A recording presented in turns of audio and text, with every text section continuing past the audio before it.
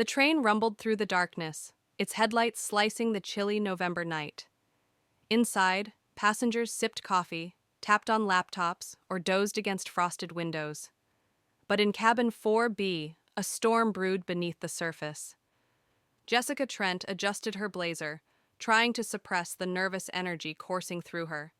As a junior political correspondent, she'd broken stories before, but this was different.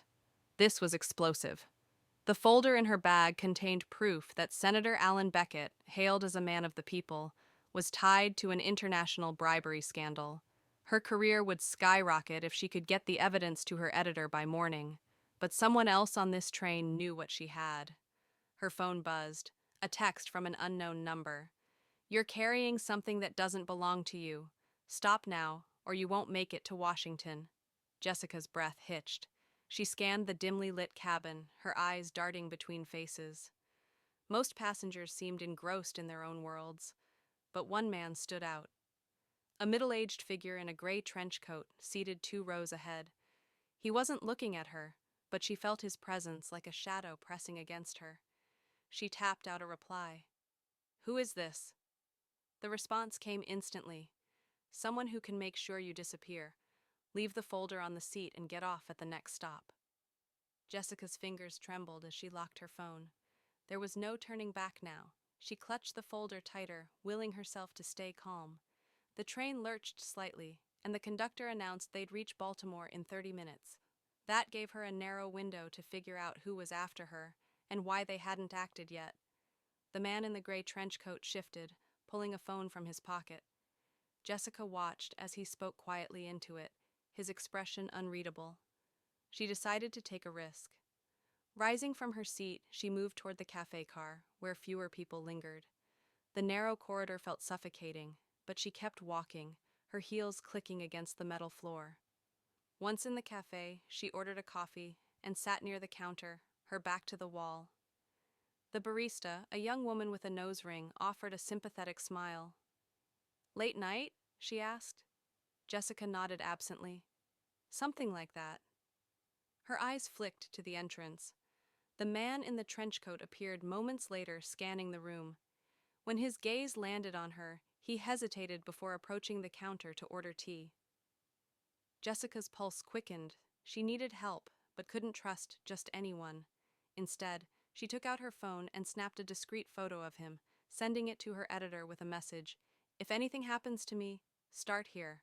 The train plunged into a tunnel, and the cafe car dimmed briefly. When the lights flickered back on, the man was gone. Jessica exhaled shakily. Her reprieve was short-lived, though, as her phone vibrated again. "Don't test me, Ms. Trent. This is your final warning." Her stomach churned. Whoever was behind the messages had resources, possibly even access to her personal information. But how? The pieces started to click together. The leak she'd uncovered involved several high-profile players, not just Senator Beckett. If she'd stumbled onto something bigger, they wouldn't stop at threats. She decided to act. Heading back to her seat, Jessica reached into her bag and retrieved the folder. Slipping into the restroom, she scanned the pages again. Bank transfers, signed documents, and confidential memos. It was all there. But as she flipped to the last page, she noticed something new. A faint watermark she hadn't seen before. The emblem of the Department of Defense. Her blood ran cold. This wasn't just about corruption. It was national security. A sudden knock on the restroom door startled her.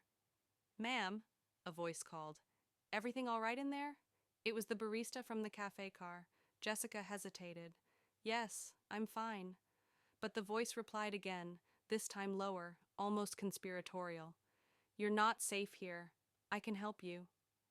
Jessica opened the door cautiously, her heart hammering. The barista stepped inside quickly, locking the door behind her. "You're being followed," the barista said. "The man in the trench coat isn't working alone.